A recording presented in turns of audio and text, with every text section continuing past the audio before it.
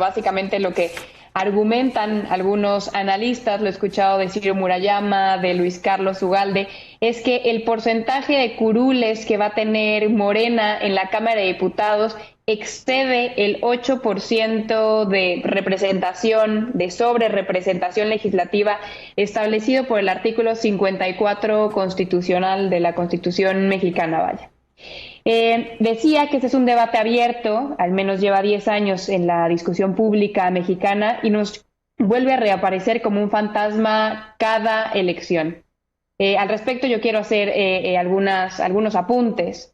Primero, que esta sobrerepresentación que ahora algunos tachan de ilegal ha existido en México por mucho tiempo, al menos desde 2009, y ha beneficiado a casi todos los partidos y a muchas coaliciones de muchos colores y sabores. Antes, por supuesto, que estos analistas, que inclusive muchos analistas, debemos decirlo, fueron consejeros del Instituto Nacional Electoral, pues no mencionaban que era una subrepresentación ilegal porque pues, les convenía. Inclusive durante toda la campaña de Claudia Sheinbaum, cuando Morena mencionaba que ellos buscaban el plan C, que implicaba claramente una mayoría calificada hacia adentro del Congreso, no señalaban que esto era imposible por ser ilegal. Entonces, por eso llama mucho hoy la atención que, habiendo obtenido Morena esta mayoría calificada, se intente echar para atrás. Yo lo entiendo muy bien que este es el papel que tiene que tomar la oposición,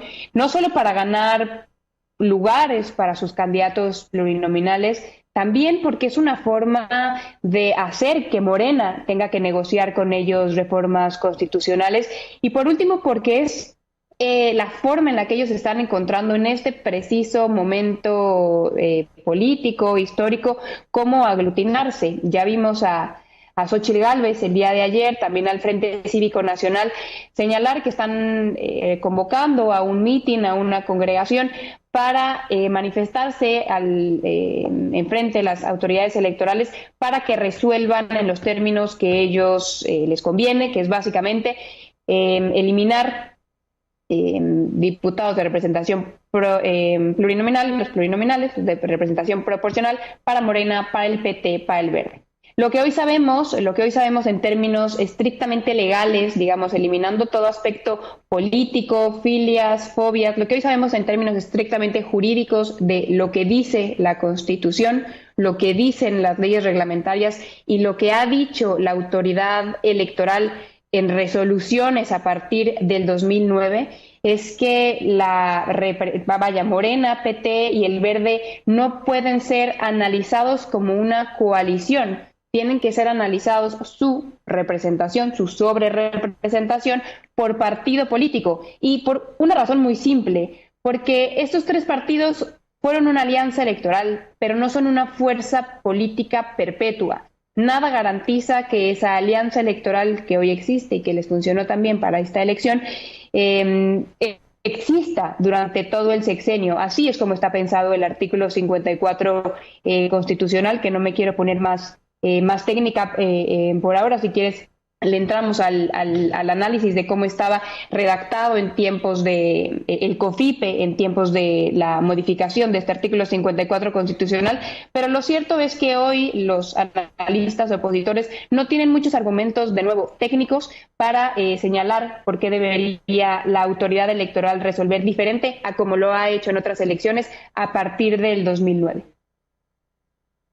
Denise Dresser, ¿qué estás viendo tú con este tema? Para empezar, difiero de la categorización que hace Vanessa Romero de los analistas opositores. Creo que hay analistas que simplemente están tratando de defender lo que queda de democracia en el país y asegurar que se mantenga en el futuro. Hay que inscribir la sobrerepresentación que busca Morena dentro de un contexto más amplio. No es solo una discusión jurídica, técnica, aislada de lo que el partido oficial busca que se cree en el país. ¿Y qué es lo que busca? pues una nueva hegemonía política y podemos ponerle diferentes nombres: autoritarismo competitivo, priismo revivido con esteroides, con legitimidad vía el voto mayoritario, sistema de partido hegemónico, regresión democrática. Lo que a mí me parece evidente es que hay un esfuerzo marcado, muy evidente, de lograr la sobrerepresentación. Y esto se suma, pero el objetivo se suma a otra serie de iniciativas y decisiones que, como tú bien mencionaste, Carmen, ya el partido oficial anunció que va a aprobar en la siguiente legislatura y que tienen el objetivo claro de usar el concepto de mayorías a partir del resultado de elección de forma tramposa para recrear un sistema en el cual la oposición va a simular competir, pero nunca va a poder volver a ganar o a tener la representación que en cualquier sistema democrático debe tener la oposición. Y no estoy haciendo aquí una defensa ni del PAN ni del PRI, partidos con los que no me identifico, por los que no he votado, pero sí una defensa robusta de la existencia de oposición en un sistema democrático.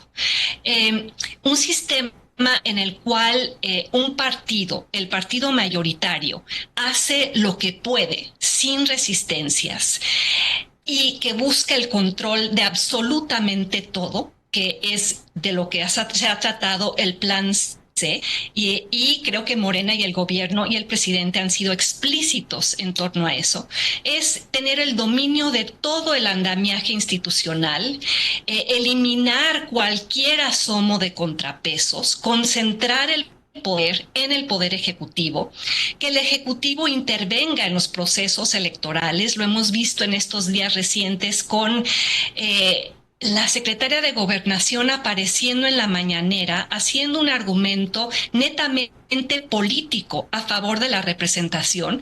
Es algo que no habíamos visto desde los 90, cuando lo que se buscó precisamente fue sacar al Poder Ejecutivo de los procesos electorales. A mí me parece que Luisa María Alcalde se está comportando como lo que en algún momento fuera Manuel Bartlett, un miembro del Poder Ejecutivo interviniendo constantemente de manera política a favor del partido dominante. Y esto se suma a un proceso que se va a remarcar si es que se conforma vía la sobrerepresentación una mayoría legislativa de Morena en el Congreso, que es proseguir con la militarización galopante del país y construyendo un poder fáctico con el cual este presidente se ha aliado y que tiene consecuencias, creo que muy perniciosas. Espero que las podamos discutir en cuanto a la postura que ha asumido el presidente con respecto al tema de Ayotzinapa. ¿Por qué es preocupante esto? En un libro que me parece definitorio para nuestros tiempos, Ziblatt y Levitsky lo titularon "Cómo mueren las democracias". Habla de cómo las democracias contemporáneas hoy están bajo ataque por partidos democráticamente electos, por presidentes democráticamente electos, que pierden el sentido de lo que ellos llaman forbearance. ¿Y qué es forbearance? Es romper el principio de autocontrol, de autocontención. Es ignorar que en este momento eres mayoría, pero puedes dejar de serlo en el futuro y que las reglas que estás creando hoy quizá no sean ventajosas para ti en el futuro. Morena está cambiando reglas como si no fuera a perder nunca el poder.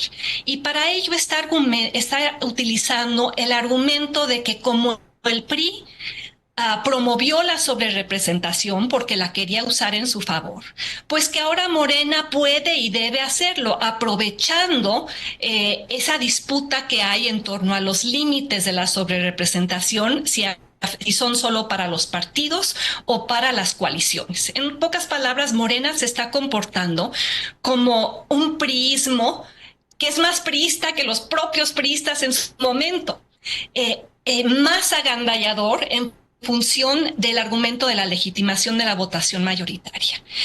Y me remito me parece que es el mejor argumento que ha presentado un analista, y no lo voy a llamar analista opositor, lo voy a llamar simplemente uno de los mejores abogados constitucionalistas de este país, que por cierto nunca ha sido consejero del INE, y usar ese argumento para descalificar la postura de alguien me parece intelectualmente tramposo. Yo ahí le pediría a Vanessa que no debilitara su argumento en función de una descalificación ad hominem. Y me refiero al argumento de Pedro Salazar. Él dice que hay argumentos jurídicos, no argumentos políticos, en los cuales se puede basar tanto el INE como el Tribunal Electoral para analizar la sobrerepresentación, y que hay que analizarlo con una perspectiva histórica. La perspectiva histórica de para qué se creó, pues para asegurar la pluralidad política, para asegurar que la oposición siempre tuviera representación, para no aniquilar a la oposición. Hoy la oposición es el PRI y el PAN, pero en el futuro la oposición podría ser Morena, a menos de que cambien todas las reglas para permanecer indefinidamente en el poder, cambiando las reglas a modo. Salazar argumenta que hay que mirar el artículo 45 constitucional con una visión teleológica, que es evitar la sobrerepresentación de una sola fuerza política. Hay que mirarlo desde una perspectiva garantista, que se garanticen los derechos de las minorías políticas. Hoy las minorías políticas son el PAN y el PRI y Movimiento Ciudadano. Eventualmente podría ser Morena. Las leyes no deben hacerse en función de garantizar el éxito político de quien está en el poder en ese momento. Y finalmente, Pedro Salazar dice, hay que analizar ese artículo de manera sistemática, cómo se entrelaza con otras disposiciones constitucionales que hacen plausible y digamos, predecible la democracia a futuro. El tope del 8%, según él, aplica para partidos y para coaliciones por la visión histórica con la cual se buscó crear este artículo, para asegurar la pluralidad política, para no intentar eliminarla, que me parece que es el objetivo final y estrictamente político, no constitucional, por parte de Morena y del presidente en este momento, Carmen. Vanessa Romero, ¿qué dices al respecto de todo esto? Denise habla de autoritarismo legitimado mediante el voto mayoritario y de las mayorías como un concepto. Aquí nada más quiero que seamos muy cuidadosos, porque precisamente las reformas que le preocupan a Denise y las que equipara a autoritarismo son aquellas por las que votó la mayoría de la gente.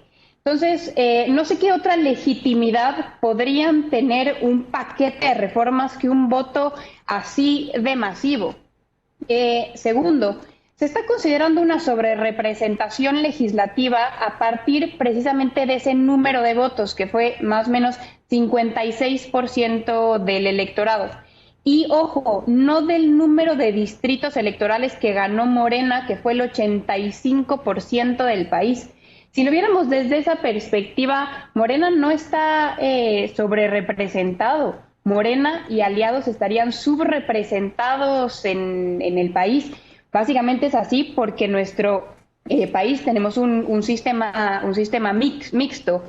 Siguiente, el argumento no es que el PRI fomentó la sobrerepresentación y por eso también debería aplicarle a Morena. El argumento es eminentemente legal. Entraron a unas elecciones con unas reglas del juego perfectamente claras en cuanto a la redacción del artículo constitucional, perfectamente claras en cuanto a la jurisprudencia en materia electoral, y después de jugado el partido quieren cambiarlas. Se dice que el PRI, y no solo el PRI, u otros partidos, el Verde incluido, se han beneficiado de la subrepresentación legislativa únicamente para demostrar la hipocresía que envuelve al argumento, no porque ese sea el argumento mismo. Y por lo que hace a Ciro Murayama, y ojo que no utilizo el cargo que Ciro Murayama tuvo como consejero electoral, sino para señalar que él es un experto en la materia. Entonces no hay posibilidad de muchas confusiones en sus análisis. Cuando él estaba dentro del INE, y esto es en su defensa, cuando él estaba dentro del INE, él intentó modificar el criterio de la sobrerepresentación legislativa. También estaba Lorenzo Córdoba, y no pasó ese acuerdo por mayoría. Entonces, es verdad que han existido esfuerzos de muchos colores, también para modificar, para regular de forma diferente la sobrerepresentación legislativa, y no ha sido posible. Ahora, por lo que hace a los argumentos de Pedro Salazar, los conozco esta interpretación que él hace del artículo constitucional. Él dice que la autoridad electoral tendría que hacer una interpretación histórica del 54 constitucional, mirando los orígenes del artículo. En sus orígenes, el artículo 54 constitucional estaba como hoy está redactado, que dice: en ningún caso un partido político podrá contar con un número de diputados, por ambos principios, que representen un porcentaje del total de la Cámara que exceden 8 puntos. Y repito la primera parte del artículo: en ningún caso un partido político. La argumentación que comentan Ciro Murayama, Luis Carlos Ugalde, es que este artículo tiene que ser interpretado de forma complementaria con un artículo que en su momento estaba vigente en el COFIP, en el Código de Procedimientos e Instituciones Electorales, que efectivamente asimilaba las coaliciones con los partidos políticos. El hecho es que ese artículo está derogado desde el 2008. Entonces, esta interpretación histórica que llama Pedro Salazar invitaría a la autoridad electoral a resolver una controversia actual vigente con un artículo derogado. Segundo, él señala que la interpretación de la autoridad electoral debería ser teleológica, es decir, atender a la finalidad para la cual existe el artículo. Y él señala que, por tanto, la autoridad electoral debería evitar la sobrerepresentación de una sola fuerza política. Aquí repito, Morena, PT y Verde no constituyen de ningún modo una sola fuerza política solo por ser una coalición, por la sencilla razón de que no es una alianza perpetua.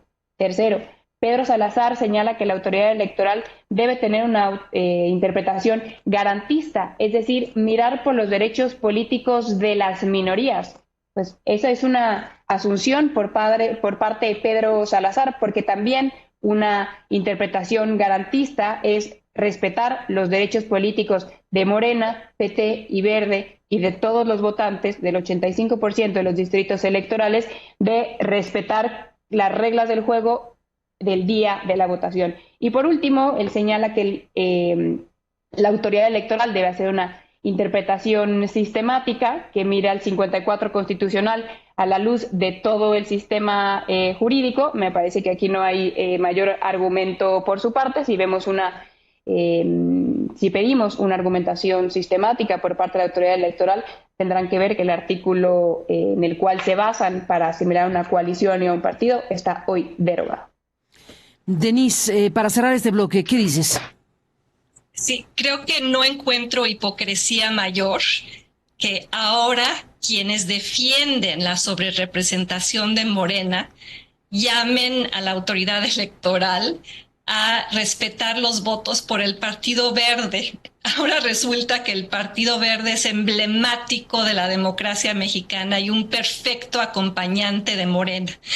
Una de las razones por las que estamos en las que estamos es precisamente porque un gran error de la autoridad electoral fue no quitarle el registro al Partido Verde. Y eso permitió que Morena en esta elección hiciera toda una serie de chanchullos vía las coaliciones para que ahora puedan argumentar que quienes votaron por el Verde también estaban en realidad votando por Morena. Y un segundo acto de hipocresía mayor es negar el hecho de que el presidente López Obrador, cuando era opositor, argumentaba en contra de la sobrerepresentación precisamente porque cuando eres opositor estás objetando que la mayoría tuerza las reglas electorales a conveniencia para darse más poder del que le dieron en las urnas. Y el argumento de que la población votó mayoritariamente por una serie de cosas. Las encuestas demuestran que muchas personas no sabían por lo que estaban votando. Votaron, sí, claro, por Andrés Manuel López Obrador, por su popularidad, por los programas sociales, pero no tienen la menor idea de qué es la reforma jurídica, por ejemplo. Llamemos a las cosas por su nombre. Evidentemente estoy preocupada por el surgimiento de un autoritarismo competitivo. Disfrazado de mayorías electorales que cambian las reglas. Dame un segundo, Denise, ¿cómo es ese concepto? A ver, autoritarismo competitivo, a ver, ¿qué es esto? Competitivo, autoritarismo competitivo, también Ziblatt y Levitsky, muy conocido dentro del ámbito de la ciencia política. ¿Qué significa? Es un sistema muy similar al que había bajo el viejo PRI, en el viejo régimen.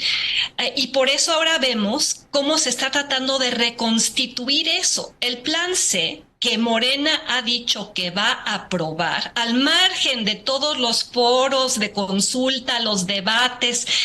Ese plan se incluye una reforma judicial que entraña el control del partido mayoritario sobre el andamiaje del Poder Judicial.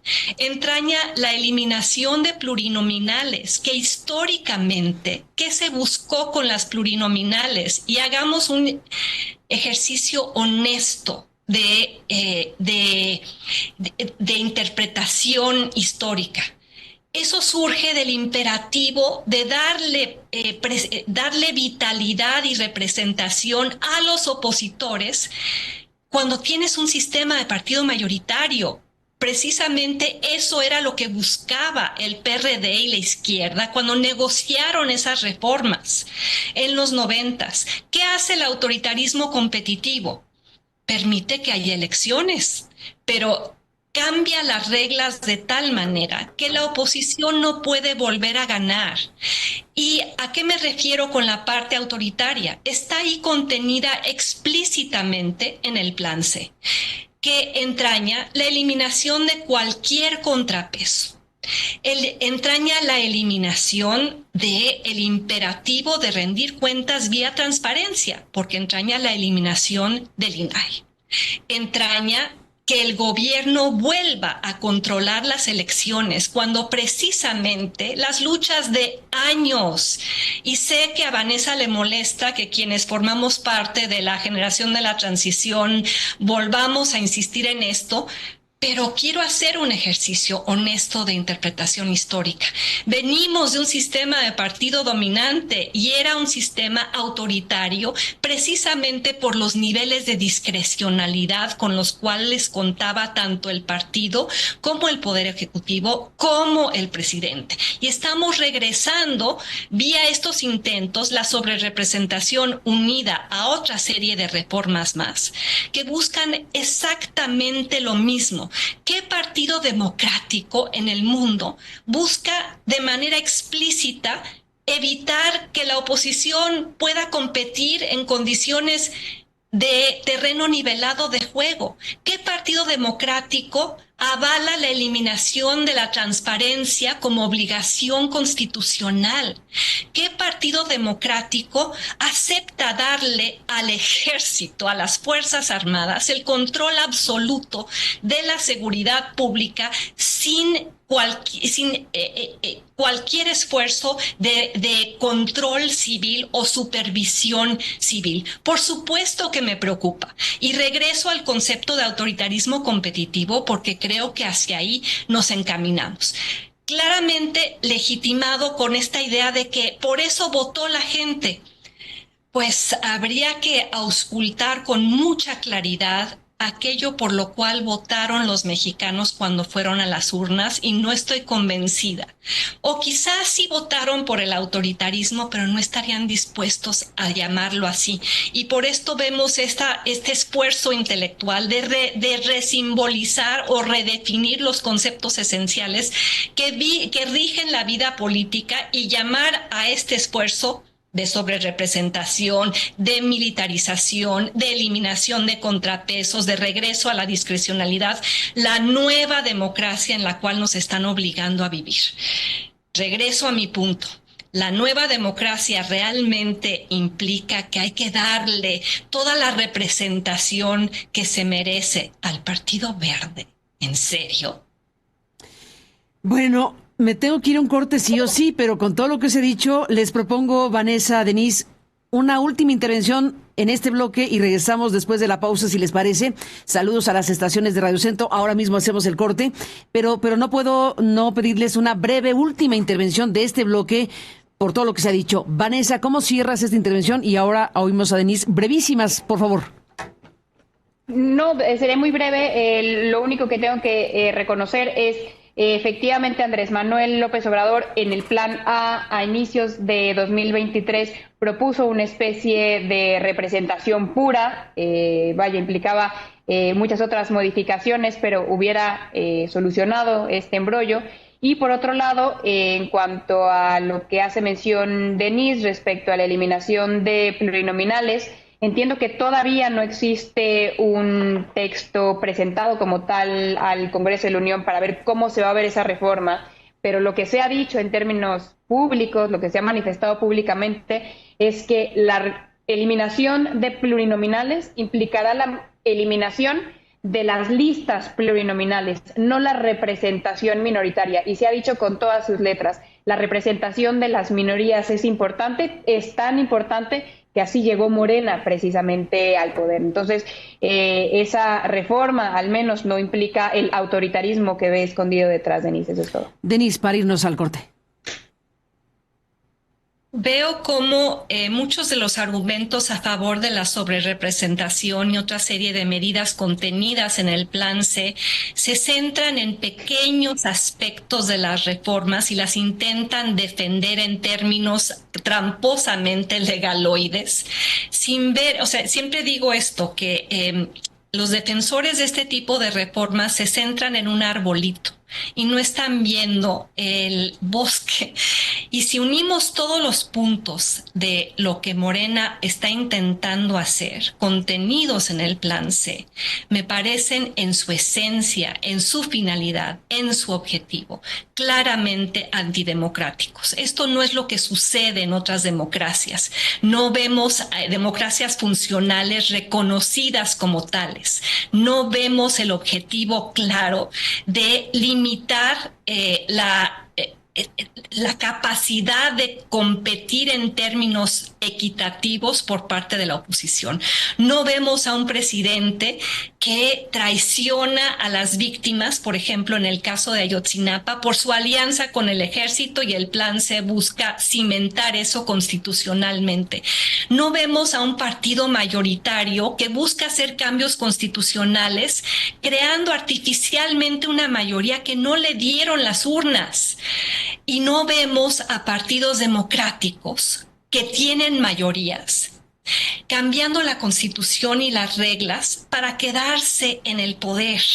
Por eso regreso al principio de autocontención. Hoy estamos sujetos a la voluntad de autocontención de una fuerza política que no la está demostrando. Al contrario, dice que va a ejercer sus mayorías.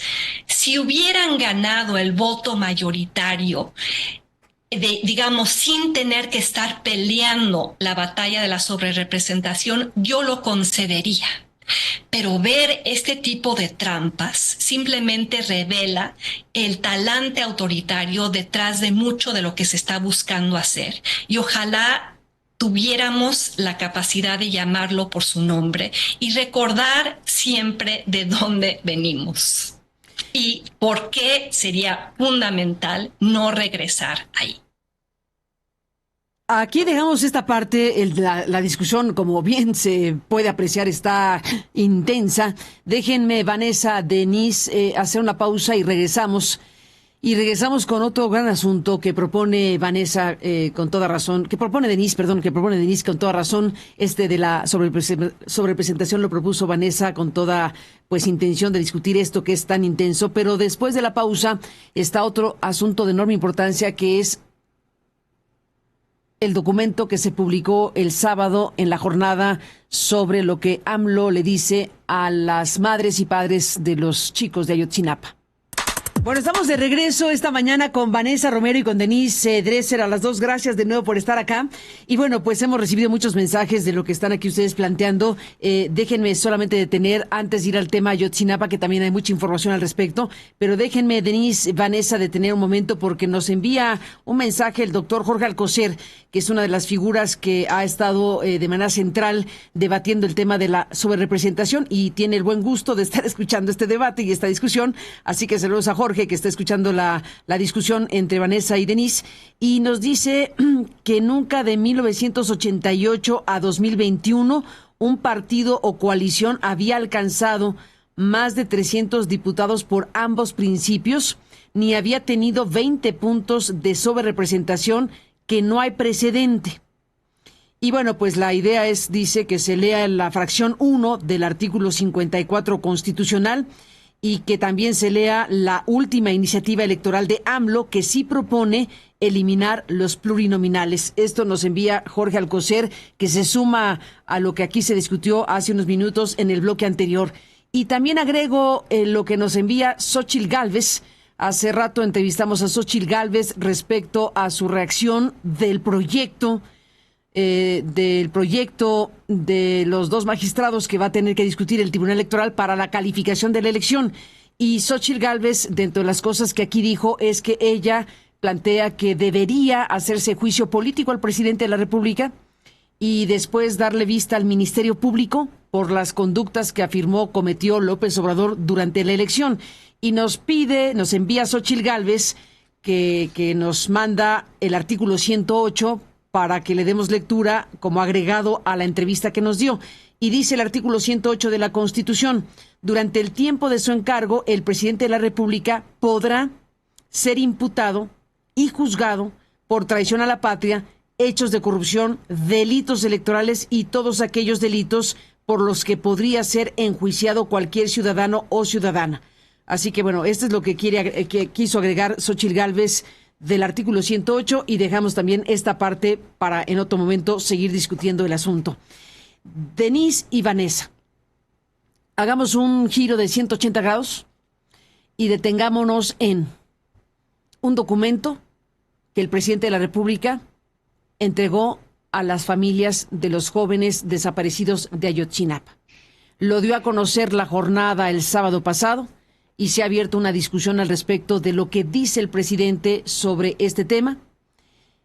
Hemos recibido también la información de la respuesta de los padres y madres de Ayotzinapa al reporte de AMLO. Y ya el presidente de la República esta mañana también dijo algo al respecto. Antes de escuchar a Vanessa y a Denise, permítanme ambas y por supuesto el público leer esto que es lo que los padres y madres le dicen al presidente López Obrador.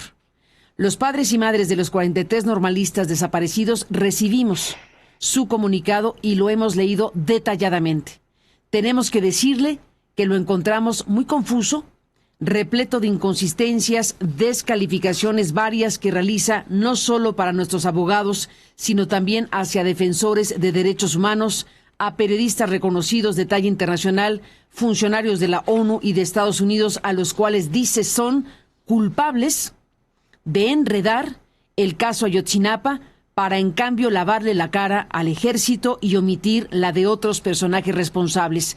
Desde su silla presidencial, sin fundamento real, intenta darnos un resumen de especulaciones y conjeturas en justificación de una promesa de campaña que no cumplió al término de su sexenio.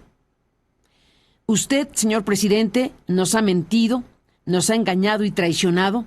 Usted nos miró a la cara y empeñó su palabra en campaña, donde nos prometió resolvería este crimen de lesa humanidad y así nos daría la tan anhelada verdad y justicia que cualquier ser humano tiene derecho a conocer, el paradero de sus seres queridos desaparecidos.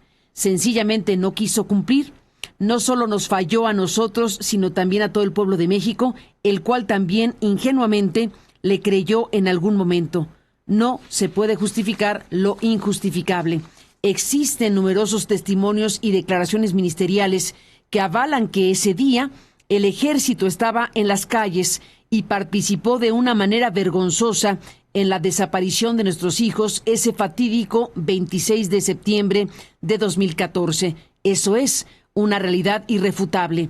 Nos sorprende, quiera usted borrar las declaraciones del entonces funcionario de su gabinete y representante de la Comisión de la Verdad, el licenciado Alejandro Encinas Rodríguez, quien él mismo corrobora la participación activa del ejército, al igual que lo hizo el grupo interdisciplinario de expertos independientes en el caso Ayotzinapa.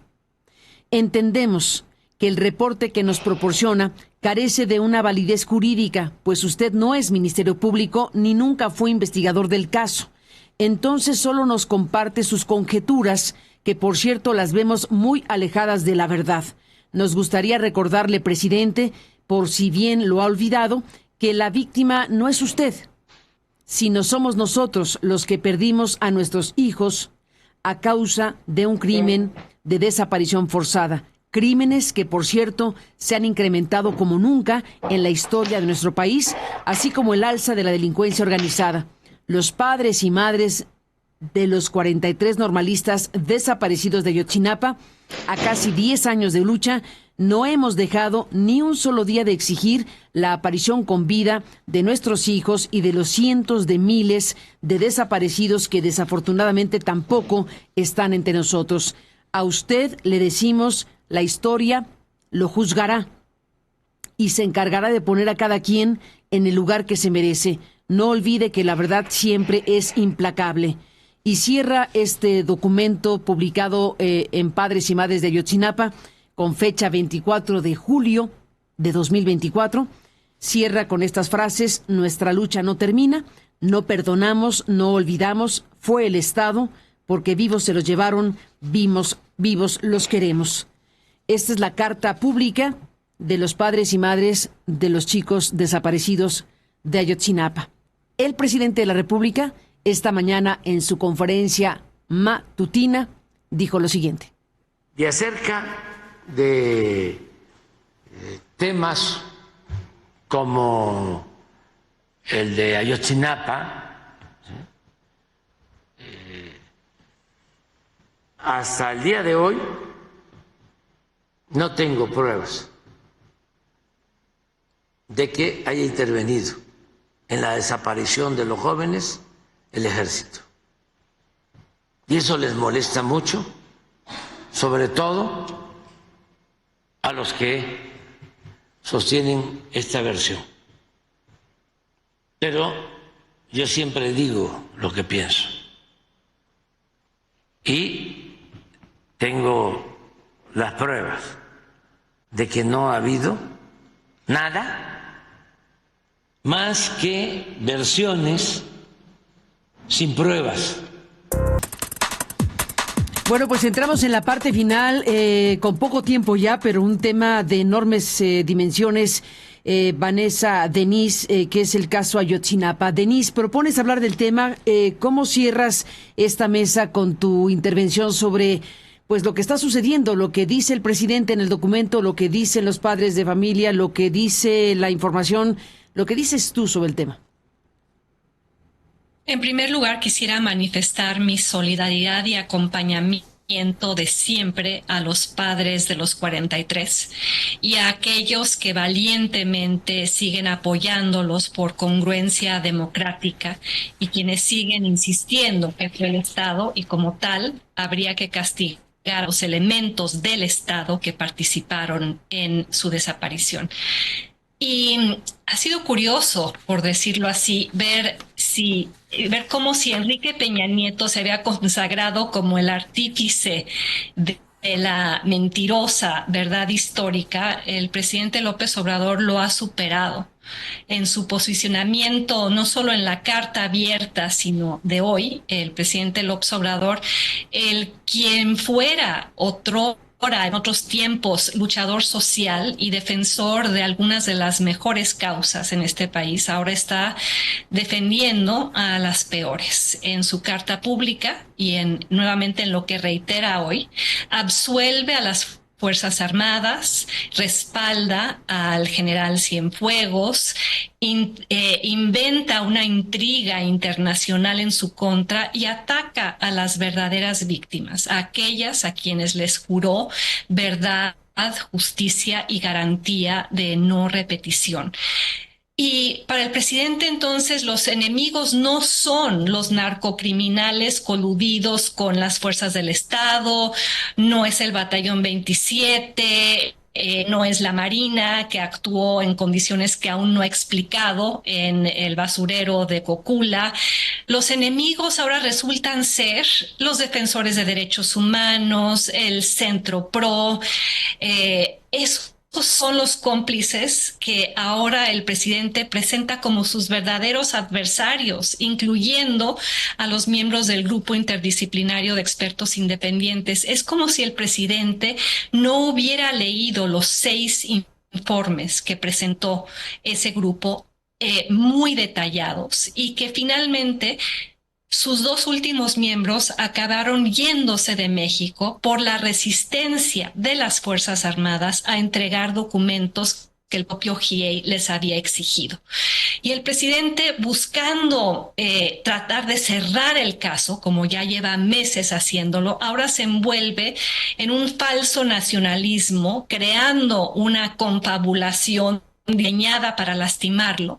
Y qué bueno que los padres le reiteren que la víctima no es él y que está usando una serie de conjeturas y haciendo una serie de aseveraciones falsas no verificadas, y que las pruebas están ahí en los reportes minuciosos del grupo interdisciplinario de expertos independientes. Ahora, ¿cómo nos explicamos o por qué está asumiendo López Obrador esta posición? Pues creo que es muy claro, porque eligió cogobernar con los de Verde Olivo, los ha constituido en un poder fáctico, enquistado ahora ya dentro del Estado. Por eso los contratos, la designación de las obras en las que están como de seguridad nacional, para que no podamos obtener transparencia sobre cómo se están adjudicando precisamente esos contratos. Por eso una aerolínea como Mexicana, consistentemente perdiendo dinero, subsidiada por el Estado. Todos los caminos de Ayotzinapa conducen a una Sedena con la cual el presidente va agarrado de la mano para asegurar una gobernabilidad que le conviene a él, pero que no ha sido conveniente para el país, porque ni siquiera hemos visto una reducción significativa en los niveles de violencia, ni una contención del avance del control narcocriminal del territorio mexicano. El presidente hoy agrede a los padres, al Centro Pro, insisto, a la Comisión Interamericana, al mismo GIEI que él invitó a México para reabrir el caso después de que Peña Nieto básicamente los expulsara. Y hoy recula de una posición que tuvo al inicio de su administración y crea una narrativa plagada de mentiras para desacreditar un tema que antes usaba como bandera.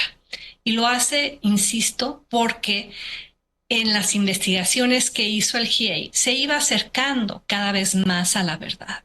Y la verdad involucra y toca al general Cienfuegos, a los suyos que siguen en puestos de poder, al secretario de la Marina y a sus operativos, quizá a Omar García Harfuch. Y la verdad, como lo ha sugerido el GIEI desde su primer informe, y ojalá el presidente le dedicara un poco de su tiempo a leer esos informes, porque ahí están las pruebas que dice él que no existen.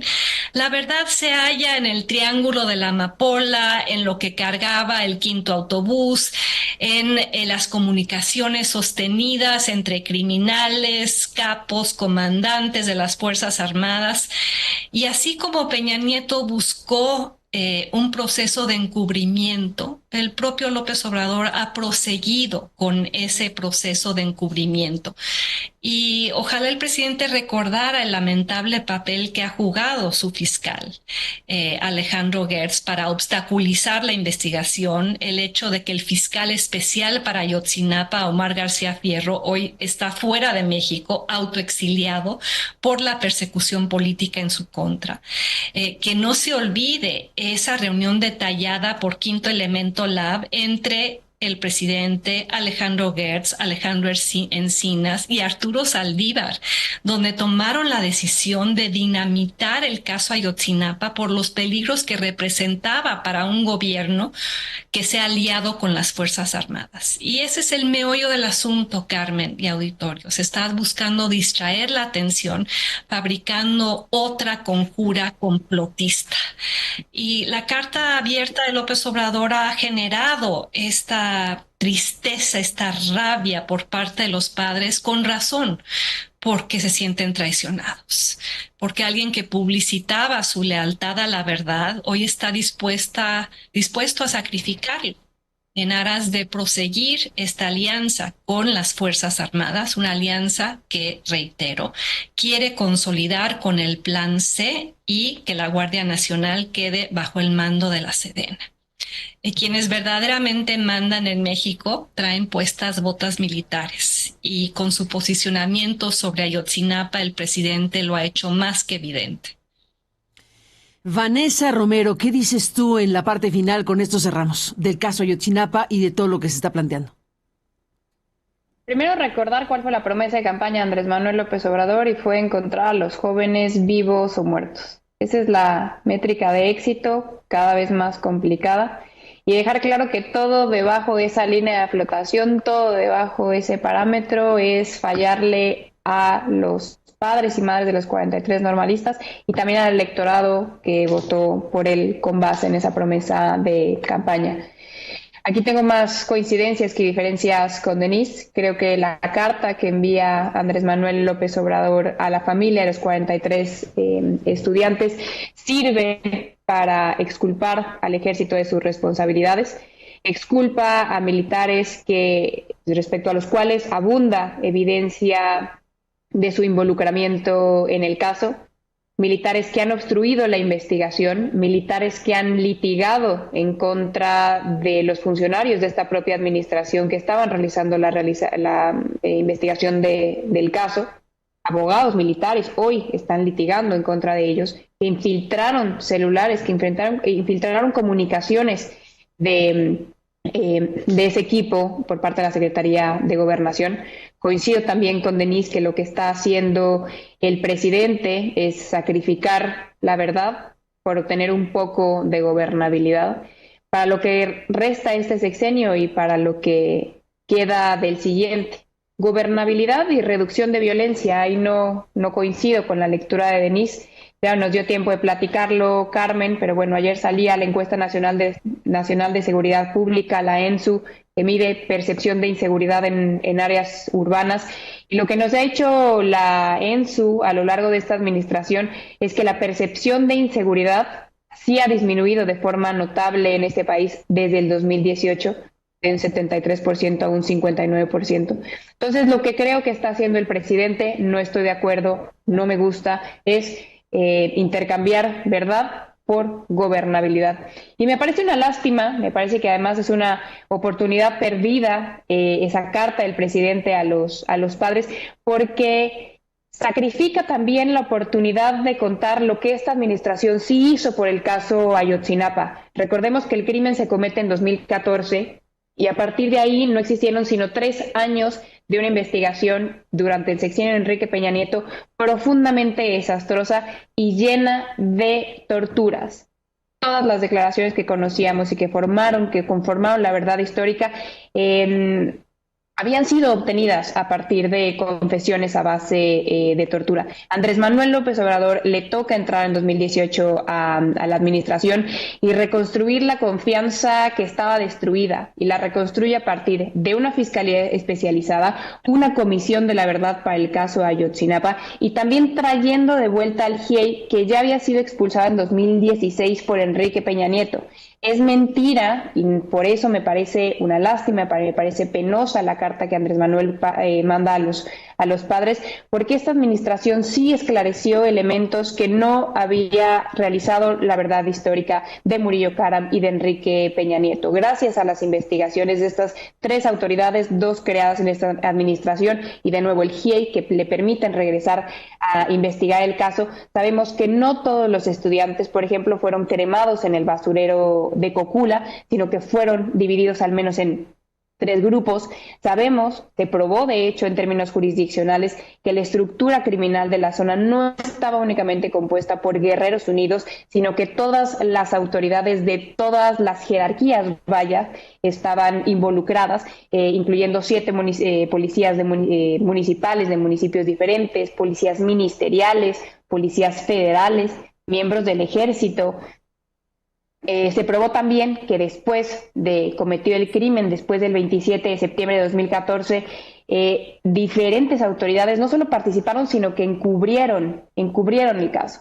Entonces, no lo hago más largo, coincido mayormente con las apreciaciones de Denise. Creo que este tipo de casos, este tipo de presiones políticas a las que está teniendo que ceder Andrés Manuel López Obrador nos deberían dar muy buenas pistas de por dónde nos tenemos que seguir protegiendo de cualquier autoridad castrense, y eso implica ser muy cuidadosos con la reforma en materia de Guardia Nacional y cualquier reforma que implique ampliar u otorgarle otras facultades al ejército, porque habremos de cuidar no solo que cumplan sus obligaciones de rendición de cuentas, de transparencia, sino también que sean llevadas a juicio cuando este tipo de crímenes sean cometidos. Pues nos vamos con esto. A las 2, gracias por estar aquí. Seguiremos hablando. Denise, gracias y buenos días. Gracias, buenos días. Vanessa, gracias por estar aquí. Encantada, hasta luego. A las 2, gracias. Bueno, queda aquí todo a la mesa porque, bueno, pues desde luego hay mucho más de qué seguir hablando.